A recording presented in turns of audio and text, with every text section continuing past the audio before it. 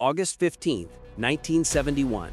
The world went to sleep under the promise that every dollar could be exchanged for gold, and woke up to a world where money was just paper. No wars were declared, no governments were overthrown. Yet overnight, a global system that had endured for centuries quietly died.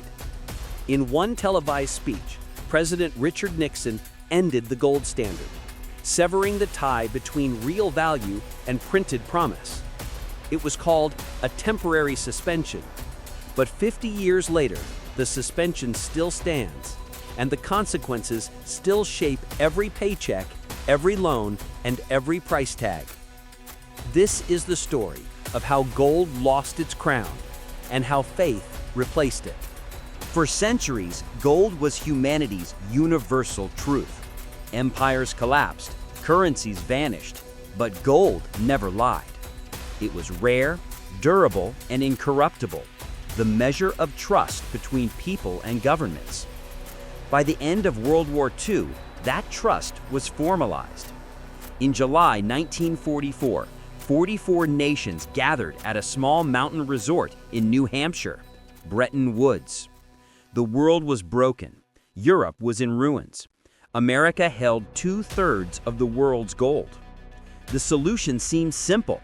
Let the US dollar become the world's currency, backed by gold at a fixed rate of $35 an ounce. Every other nation would tie its money to the dollar, and the dollar would remain convertible to gold. The Bretton Woods system was born, a golden anchor for a fragile world. For a time, it worked. The post-war boom lifted economies, families bought homes, nations rebuilt, and the American dollar became as good as gold. But beneath that glittering surface, a silent imbalance was growing. The foundation of the Bretton Woods system was trust. Trust that the US would not print more dollars than it had gold to redeem. But by the late 1950s, America began to break that promise. The Cold War demanded weapons. The space race demanded spending. President Johnson's Great Society programs, welfare, Medicare, the war on poverty, demanded even more. America wanted both guns and butter, but there wasn't enough gold to pay for both. Dollars flooded the world, but the gold in Fort Knox stayed the same. By the 1960s, something alarming happened. Foreign governments held more US dollars than America had gold in its vaults. The math no longer worked. Prince President Charles de Gaulle called the bluff. He accused the United States of exporting inflation and demanded to exchange dollars for gold. In 1965, a French warship sailed into New York Harbor, not for diplomacy, but to collect gold. One by one, other countries began to follow. Britain, Switzerland, even Japan requested gold redemptions. The US Treasury's gold reserves started to vanish, billions in bars leaving Fort Knox and crossing the Atlantic. The illusion of endless wealth was cracking.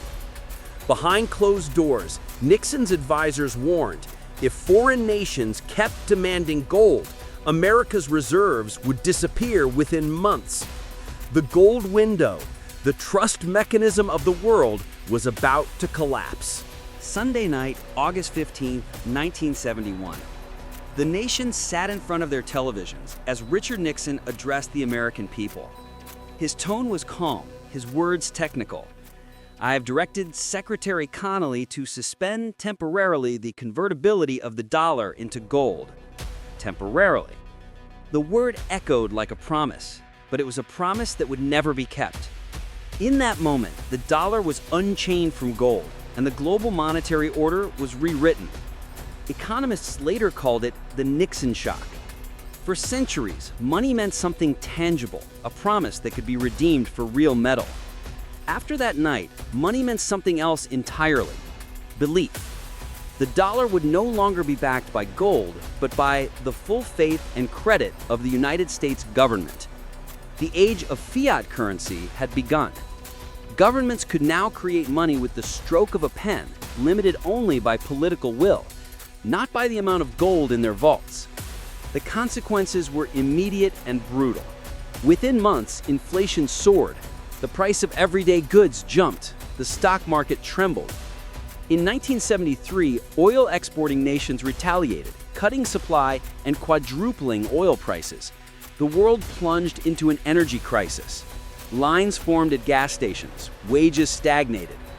The middle class, once stable and secure, began to erode. Nixon's temporary decision had set fire to the global economy. The 1970s became known as the decade of malaise. Inflation ran wild. Savings lost value faster than they could grow. Governments struggled to control prices while continuing to borrow and spend. But out of this chaos, a new kind of wealth was born. As the value of money declined, investors realized that assets, not cash, held real power. Stocks, real estate, commodities, anything that could rise with inflation became the new gold. The rich diversified. The poor saved cash that silently decayed. The divide widened, invisibly, inevitably. And yet, the machine kept running, because once money lost its anchor, the only way to keep economies afloat was to keep creating more of it. Debt replaced discipline. Governments borrowed to fund programs. Corporations borrowed to expand. Consumers borrowed to live the life television promised them. In 1971, global debt was around $1 trillion. By the year 2000, it was over $80 trillion. Today, it has surpassed $315 trillion, more than 3 times the size of the entire global economy. Yet most people don't question it because the system still feels stable. But stability built on faith is a fragile illusion. Every dollar we earn, every loan we take, every government budget passed depends on collective trust that the paper in our hands still means something tomorrow.